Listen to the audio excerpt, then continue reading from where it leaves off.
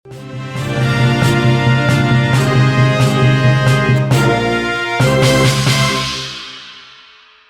pernyataan tak percaya COVID-19, Dr. Lois akhirnya minta maaf. Setelah menimbulkan kegaduhan dan berurusan polisi, Dr. Lois Owin akhirnya menyampaikan permintaan maaf. Permintaan maaf Dr. Lois disampaikan kepada media. Dr. Lois Owin mengaku pernyataannya telah membuat resah publik yang sedang dalam masa pandemi. Permintaan maaf Dr. Lois ini disambut gembira oleh Dr. Tirta Hudi Mandirilo. Dia bersyukur Dr. Lois minta maaf kepada publik.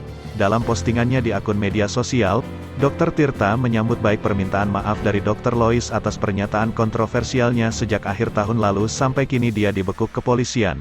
Dr. Tirta berharap, Lois bisa mengambil hikmah dari apa yang ia lakukan selama ini. Akhirnya, setelah 7 bulan, Lois meminta maaf kepada publik, berjanji tidak mengulangi, dan meluruskan semua informasi beredar mengenai hoaks COVID. Per dia itu, tulis Dr. Tirta dikutip dari Instagram, Selasa tanggal 13 Juli tahun 2021.